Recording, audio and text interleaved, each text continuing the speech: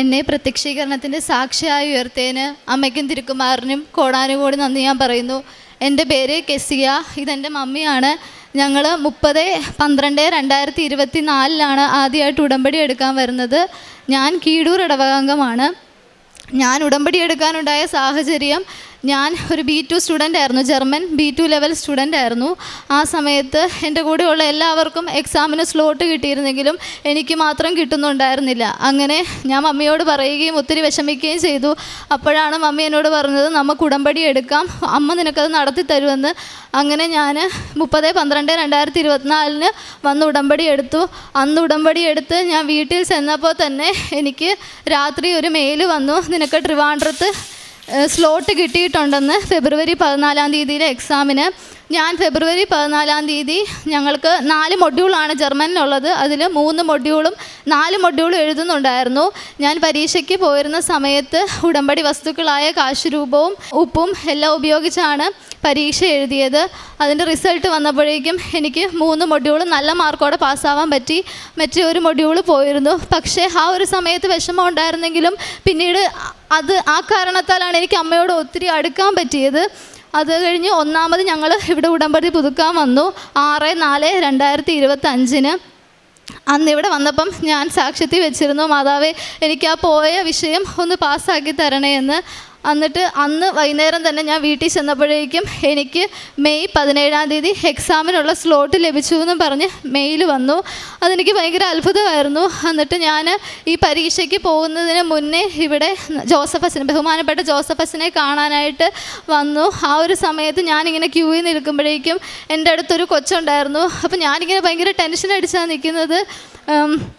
അപ്പോൾ ആ കൊച്ചിന് എന്നോടിങ്ങനെ കാര്യമൊക്കെ ചോദിച്ചു. അപ്പം ഞാനിങ്ങനെ പറഞ്ഞു, എനിക്കിങ്ങനെ 3 മൊഡ്യൂൾ കിട്ടിയായിരുന്നു, ഒരെണ്ണം പോയി. അപ്പം ഞാൻ ജോസഫസിനെ കാണാൻ ഇങ്ങനെ വന്ന് നിൽക്കുകയെന്ന് പറഞ്ഞു. അപ്പോൾ ആ കൊച്ച് പറഞ്ഞു, നീ എന്തായാലും അത് പാസ്സാവുമെന്ന് പറഞ്ഞു. പക്ഷേ അന്നേരം എനിക്ക് പെട്ടെന്ന് എന്തോ ഒരു അനുഭവം പോലെയായിരുന്നു. മാതാവ് എന്നോട് പറയുന്ന പോലെയാണ് എനിക്കത് തോന്നിയത്. ജോസഫസിനെ കണ്ടു. ജോസഫഷൻ എനിക്ക് കാശുരൂപം തന്നു. മെയ് 17 ആ കാശുരൂപമായിട്ടാണ് ഞാൻ പരീക്ഷ എഴുതാൻ പോയത്. അതും മെയ് 17 എനിക്ക് മാതാവിൻ്റെ ഇതായിട്ടാണ് തോന്നുന്നത്, 7 നമ്പറുള്ളത് കൊണ്ട്. അത് കഴിഞ്ഞ് ആ പരീക്ഷ എഴുതി കഴിഞ്ഞ് ആ ഒരു ഉടമ്പടിയുടെ ആ ഒരു 90 ദിവസമായിരുന്നു എനിക്ക് ഏറ്റവും കൂടുതൽ അനുഭവങ്ങൾ ഉണ്ടായിക്കൊണ്ടിരുന്നത്. എനിക്ക് എൻ്റെ തിരിയിൽ മാതാവിൻ്റെ രൂപം പ്രത്യക്ഷപ്പെട്ട് പ്രാർത്ഥിച്ചുകൊണ്ടിരുന്നപ്പോൾ അതുപോലെ എനിക്ക് സുഗന്ധാഭിഷേകം ഉണ്ടായിട്ടുണ്ട്. പിന്നെ ഒത്തിരി പ്രാർത്ഥിച്ച് ഒരു ദിവസം ഞാൻ നോക്കുമ്പോൾ മഴവില്ല് ഞാൻ കണ്ടിട്ടുണ്ട്. അതുപോലെ ഒരു ദിവസം രാത്രി സന്ധ്യാപ്രാർത്ഥനയുടെ സമയത്ത് ഇങ്ങനെ ഉടമ്പടി പ്രാർത്ഥന ചൊല്ലിക്കൊണ്ടിരിക്കുമായിരുന്നു. അപ്പം ഞാൻ ഞങ്ങളുടെ വീട്ടിലിങ്ങനെ മേശയുടെ രൂപക്കൂടിൻ്റെ ഫ്രണ്ടിൽ ഇങ്ങനെ ബൈബിൾ തുറന്നു വെക്കും. അവിടെ ഞാനിങ്ങനെ മുട്ടുകുത്തിയിരുന്ന് ഞാനും മമ്മിയും കൂടെ സന്ധ്യാപ്രാർത്ഥന ചൊല്ലുന്ന സമയത്ത് ഇങ്ങനെ ഞാൻ പെട്ടെന്ന് ഇങ്ങനെ മുട്ടുകുത്തി പ്രാർത്ഥിച്ചുകൊണ്ടിരുന്നപ്പോഴേക്കും എനിക്ക് ബൈബിളിൽ സങ്കീർത്തനം 84 അധ്യായം തെളിഞ്ഞു വന്നു. അതിൽ ബാക്കിയൊന്നും എനിക്ക് കാണത്തില്ല, 84 മാത്രമേ എനിക്ക് കാണത്തുള്ളൂ. ആ സമയത്ത് എനിക്കറിയത്തില്ല, എൻ്റെ മേലൊക്കെ ഭയങ്കരമായിട്ട് വിറയ്ക്കുമായിരുന്നു. അപ്പോൾ തന്നെ എൻ്റെ മൈൻഡിൽ തോന്നി, നീ അത് പെട്ടെന്ന് ഫോണിൽ ടൈപ്പ് ചെയ്യ് എന്ന് പറഞ്ഞ് ഞാൻ മെയ് 26, 2025 അങ്ങനെ കാണിച്ചപ്പോൾ തന്നെ ഞാൻ എൻ്റെ ഫോണിൽ ടൈപ്പ് ചെയ്ത് വെച്ചു, my mark is 84, not by merit but by grace. എനിക്ക് 84 കാണിച്ചുകൊണ്ടിരിക്കുമായിരുന്നു. അങ്ങനെ ഞാൻ ടൈപ്പ് ചെയ്ത് വെച്ചു. ജൂണിൽ എൻ്റെ റിസൾട്ട് വന്നു. അപ്പോൾ ഞാൻ നോക്കുമ്പോൾ എൻ്റെ പോയ മൊഡ്യൂളിൻ്റെ മാർക്ക് 84 തന്നെയായിരുന്നു. അതെനിക്ക് ഭയങ്കര മാതാവിലോട്ട് അടുപ്പിക്കാനുള്ളൊരിതായിരുന്നു. അത് കഴിഞ്ഞ് ഞാനിങ്ങനെ പുറത്തോട്ട് പോയിട്ട് പ്രോസസ്സിങ്ങിന് ഇങ്ങനെ വെക്കുന്നുണ്ടായിരുന്നു. അപ്പോൾ ഇത് കിട്ടിക്കഴിഞ്ഞപ്പോഴേക്കും എനിക്ക് കുറച്ച് ഉഴപ്പൊക്കെയായി. അതുപോലെ തന്നെ ഞാൻ അത് കഴിഞ്ഞ് മാതാവിനോട് ഇങ്ങനെ പ്രാർത്ഥിച്ചപ്പോൾ അമ്മ എനിക്ക് ഞാൻ പഠിച്ചെടുത്ത് തന്നെ പഠിപ്പിക്കാനായിട്ടൊരു അവസരമൊക്കെ തന്നായിരുന്നു. അങ്ങനെ ഇപ്പോഴും ഞാനത് കണ്ടിന്യൂ ചെയ്യുന്നുണ്ട്. അപ്പോൾ അവിടെ പഠിപ്പിക്കാനൊക്കെ ചെന്നപ്പോഴേക്കും പഠിപ്പീരിൻ്റെ ഒക്കെ ഭാഗമായിട്ട് എനിക്ക് കുറച്ച് ഇപ്പോൾ 1/2 മണിക്കൂർ ബൈബിൾ വായിക്കേണ്ട 15 മിനിറ്റായി. അങ്ങനെ ഒത്തിരി കുറവൊക്കെ സംഭവിച്ചു. പക്ഷേ ആ സമയത്ത് ഒത്തിരി ലാഗ് വന്നു. എനിക്ക് പോകാൻ പറ്റാത്ത രീതിയായി. മീൻസ് 1 ഇയർ കഴിയും എന്നൊക്കെ ആൾക്കാർ പറയാൻ തുടങ്ങി. എല്ലാം ഒത്തിരി പ്രശ്നങ്ങൾ വന്നു. ആ സമയത്ത് ഒത്തിരി വിഷമിച്ചു. പക്ഷേ ഇന്നെനിക്കറിയാം അത്രയും ലാഗ് വന്നത് ഇത്രയും നല്ലൊരു കാര്യത്തിന് വേണ്ടിയായിരുന്നു. അത് കഴിഞ്ഞ് ഞാൻ ഇവിടെ വന്ന് അടുത്ത ഉടമ്പടി പുതുക്കി, 4ാമത്തെ ഉടമ്പടി പുതുക്കി. ജാനുവരി 26 2026 ഞാൻ 4ാമത് എൻ്റെ ഉടമ്പടി പുതുക്കി. ആ സമയത്ത് ഞാനിവിടെ വന്നത് ഒത്തിരി വിഷമത്തോടെയായിരുന്നു. കാരണം 1 വർഷമായി ഞാനിത് പഠിച്ച് കഴിഞ്ഞിട്ട് എൻ്റെ ഇത് 1 ഇയർ മേലെയാകും, അന്നേരം റിജക്ഷൻ വരുമെന്ന് എനിക്ക് നല്ല പേടിയുണ്ടായിരുന്നു. അപ്പോഴും ഞാൻ മാതാവിനെ വിട്ടില്ല, ഞാൻ മുറുകെ പിടിച്ച് പ്രാർത്ഥിച്ചു. അങ്ങനെ 26 ഞാനിവിടെ വന്നു. ഇവിടെ വന്ന് ഞാൻ ഉടമ്പടി പുതുക്കി ഒത്തിരി കരഞ്ഞ് തന്നെ ഞാൻ പ്രാർത്ഥിച്ചു. അങ്ങനെ 26-ാം തീയതി ഞാൻ ഇവിടെ ഇരുന്ന് മെയിൽ അയക്കും. എനിക്ക് ഏജൻസികളിലുള്ള വിശ്വാസം എല്ലാം പോയി. ഞാൻ പിന്നെ തന്നെ ഇത് ചെയ്യാനായിട്ടുള്ള ഇതിലായിരുന്നു. ഞാൻ അങ്ങനെ മെയിൽ അയച്ചു, തന്നെ ഒത്തിരി മെയിൽ അയക്കും. ഇവിടെ ഉടമ്പടി പുതുക്കാൻ വന്നതിന് മുന്നേ ഞാൻ മെയിൽ അയച്ചിട്ടെല്ലാം എനിക്ക് റിജക്ഷൻ തന്നെയാണ് വന്നത്. പക്ഷേ 26-ാം തീയതി ജാനുവരി 2026 ഞാൻ ഇവിടെ വന്ന് അയച്ച മെയിൽ എനിക്ക് ഫെബ്രുവരി 5 അത് കിട്ടിയിട്ടുണ്ടെന്നും പറഞ്ഞ് എനിക്ക് മെസ്സേജ് വന്നു. അതായത് ഞങ്ങൾ ഡയറക്റ്റ് സെലക്ട് ആവുമോ എന്ന് പറഞ്ഞ് മെസ്സേജ് വന്നു. അങ്ങനെ എനിക്ക് 12/2/2026 എൻ്റെ ഇൻ്റർവ്യൂ വെച്ചു. ആ ഇൻ്റർവ്യൂവിൻ്റെ സമയത്ത് ഒത്തിരി പ്രശ്നങ്ങളുണ്ടായിരുന്നു, ഒച്ചയും ബഹളവും ഒക്കെ ഉണ്ടായിരുന്നു. ഞാൻ അവരോട് പറഞ്ഞു, അതുപോലെ അവരതെല്ലാം കേൾക്കാനും റെഡിയായിരുന്നു. അതുപോലെ അവർ ഇതെല്ലാ സമയത്തും ഞാൻ ഉടമ്പടി വസ്തുക്കളും കാശുരൂപവും ഉപ്പും ഒക്കെ ഉപയോഗിച്ചാണ് എൻ്റെ ഇൻ്റർവ്യൂ ആണെങ്കിലും അറ്റൻഡ് ചെയ്തത്. ആ സമയത്ത് അവരെന്നോട് പറഞ്ഞു, നിങ്ങൾക്ക് ചിലപ്പോൾ കിട്ടാൻ സാധ്യതയില്ല, കാരണം 3 പേരാണുള്ളത്, അതിൽ 2 പേർക്ക് മാത്രമേ ഞങ്ങൾക്ക് സീറ്റ് കൊടുക്കാൻ പറ്റത്തുള്ളൂ.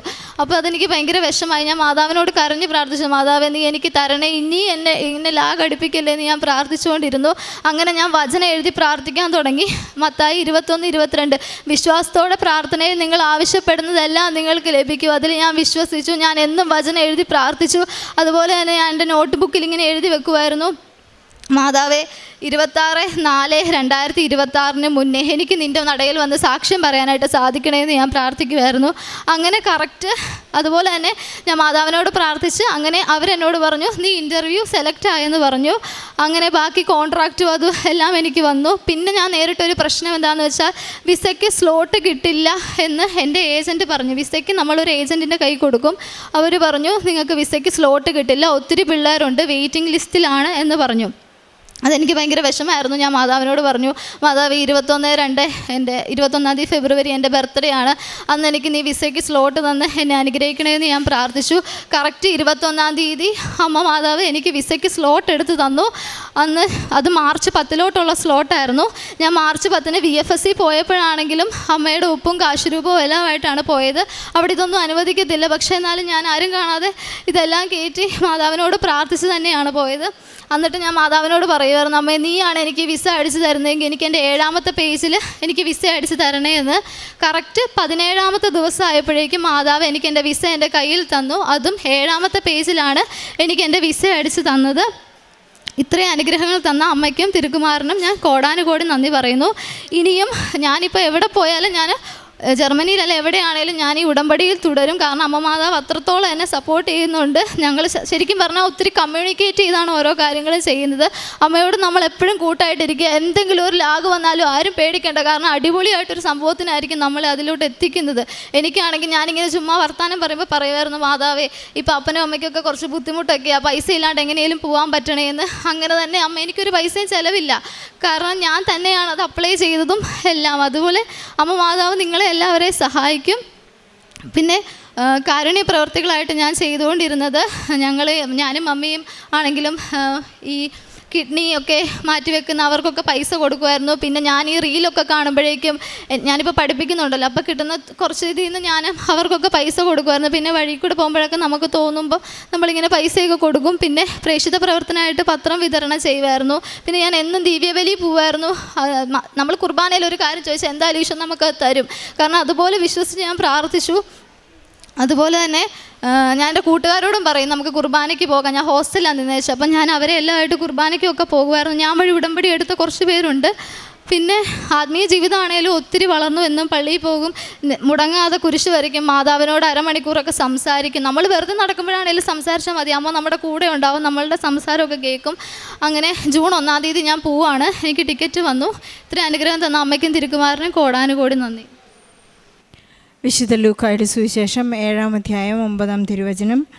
യേശു ഇത് കേട്ട് അവനെപ്പറ്റി വിസ്മയിച്ചു. തന്നെ അനുഗമിച്ചിരുന്ന ജനക്കൂട്ടത്തിന് നേരെ തിരിഞ്ഞ് അവൻ പറഞ്ഞു, ഞാൻ നിങ്ങളോട് പറയുന്നു, ഇസ്രായേലിൽ പോലും ഇതുപോലുള്ള വിശ്വാസം ഞാൻ കണ്ടിട്ടില്ല. ഈശോ നമ്മെക്കുറിച്ച് ഒരു കമൻ്റ് ഇങ്ങനെ പറയുകയാണെങ്കിൽ നാം ജീവിതത്തിൽ ഏറ്റവും സൗഭാഗ്യമുള്ള ഒരു വ്യക്തിയായിരിക്കുമെന്ന് നമുക്ക് വിലയിരുത്താൻ സാധിക്കും. കെസിയ എന്ന ഈ മകളുടെ വലിയ പ്രത്യക്ഷീകരണ സാക്ഷ്യമാണ് ഈ അൾത്താരയിൽ പങ്കുവച്ചത്. മകൾക്ക് സമയച്ചുരുക്കത്തിൽ പരിശുദ്ധ അമ്മ നൽകിയിട്ടുള്ള ഒരു വലിയ ഗിഫ്റ്റാണ് മകളുടെ ജർമ്മൻ വിസ എന്നിവിടെ സാക്ഷ്യപ്പെടുത്തി. ഉടമ്പടി എടുത്ത ഉടനെ തന്നെ മകൾക്ക് എക്സാമിനുള്ള സ്ലോട്ട് കിട്ടിയെന്നാണ് പറയുന്നത്. ഉടമ്പടി അങ്ങനെയാണ്, ഉടൻ പരിഹാരം. പെട്ടെന്ന് കത്തുന്നതിനെക്കുറിച്ചെല്ലാം അച്ഛൻ ഇന്ന് ആരാധന സമയത്ത് പറയുകയുണ്ടായി. അതുപോലെ തന്നെ ഈ ഉടമ്പടി നമ്മൾ വിലയിരുത്തുമ്പോൾ അതിലെല്ലാ ഉടമ്പടി കണ്ടൻറ്റുകളും കടന്നുപോയിട്ടുള്ള ഒരു സാക്ഷ്യമാണ്, ഒരു എയർലിഫ്റ്റ് സാക്ഷ്യം എന്ന് പറയാം. കാരണം ഈ മകൾക്ക് സമയച്ചുരുക്കത്തിൽ എല്ലാം നടന്നു കിട്ടിയിട്ടുണ്ട്. അതുപോലെ തന്നെ പരിശുദ്ധ അമ്മയുടെ സാമീപ്യം മഴവില്ലായും സുഗന്ധാഭിഷേകമായും തിരിയിലും, അതുപോലെ കൃത്യം 84 എന്ന നമ്പർ അത് മകളുടെ ഒരു റിസൾട്ടായിരുന്നു, മാർക്കായിരുന്നു. അങ്ങനെ പരിശുദ്ധ അമ്മ എപ്പോഴും കൂടെ സഞ്ചരിച്ചിട്ടുള്ള ഒരു സാക്ഷ്യമാണ്. അതിനിടെ മകൾക്കൊരു മിസ്റ്റേക്ക് വന്നത് ഞാൻ എല്ലാം കിട്ടിക്കഴിഞ്ഞപ്പോൾ ഉടമ്പടി ഉഴപ്പാൻ തുടങ്ങിയെന്നാണ്. അത് തിരിച്ചറിയാനുള്ള കൃപ കെസിയയ്ക്കുണ്ടായി. അമ്മ വളരെയധികം, കെസിയയുടെ അമ്മ വളരെ പ്രാർത്ഥിക്കുന്ന വ്യക്തിയായതുകൊണ്ട് തുടരെ ഓർമ്മിപ്പിക്കുവാനും കൃത്യമായി പ്രാർത്ഥനകളിൽ പങ്കെടുക്കുവാനും അച്ഛൻ്റെ ധ്യാനങ്ങൾ അറ്റൻഡ് ചെയ്യുവാനും പ്രാർത്ഥനകളെല്ലാം കൃത്യമായി ചെയ്യുവാനും കാരുണ്യ പ്രവൃത്തികളും പ്രേക്ഷിത പ്രവർത്തനങ്ങളുമെല്ലാം ദൈവത്തിന് തോന്നണം ഞാൻ ദൈവത്തോട് വിശ്വസ്തയായിരിക്കുമെന്ന് കെസിയ അവസാനമായി പറഞ്ഞു നിർത്തിയത് തന്നെയാണ്. ഞാൻ എവിടെ പോയാലും ഈ ഉടമ്പടിയിൽ ഉറച്ചു നിൽക്കും. കാരണം എനിക്ക് യാതൊരു യോഗ്യതയുമില്ലാതെയാണ് പരിശുദ്ധ അമ്മ, ആരുടെയും ഏജൻസിയുടെ സപ്പോർട്ടില്ലാതെ എനിക്ക് കയറി പോകാൻ സാധിക്കുമെങ്കിൽ ഞാൻ ഏത് ലോകത്തിലായാലും എന്നെ പരിശുദ്ധ അമ്മ എൻ്റെ കൂടെ ഉണ്ടായിരിക്കും. ഈശോയുടെ ആ വലിയ അനുഗ്രഹവും എനിക്കുണ്ടായിരിക്കും. നമുക്കറിയേണ്ടത്, നമുക്ക് നേടിയെടുക്കേണ്ടത് കൃപയും അഭിഷേകവുമാണ്. അത് നമ്മുടെ ജീവിച്ചു തുടങ്ങുമ്പോഴാണ്, ഉടമ്പടിയിൽ നാം കണ്ടിന്യൂ ചെയ്യുമ്പോഴാണ് നമുക്കത് സാധ്യമാവുക. കെസിയയ്ക്ക് ലഭിച്ച എല്ലാ അനുഗ്രഹങ്ങൾക്കും നന്ദി പറയുന്നതോടൊപ്പം ഈ വിദേശത്ത് പോകാനൊരുങ്ങുന്ന എല്ലാ മക്കളെയും, അവരുടെ ജീവിത പ്രതിസന്ധികളെയും എല്ലാ തടസ്സങ്ങളെയും, ജോലിയില്ലാത്ത മക്കളെയും എല്ലാം ഈ സാക്ഷ്യത്തോട് ചേർത്ത് വെച്ച് ഈശോയ്ക്കും പരിശുദ്ധ അമ്മയ്ക്കും നല്ലൊരു കയ്യടി നൽകി ഈ സാക്ഷ്യം നമുക്ക് സമർപ്പിക്കാം. അത്യപൂർവ ദൈവാനുഭവങ്ങൾ ഇനി നിങ്ങൾക്കും സ്വന്തം.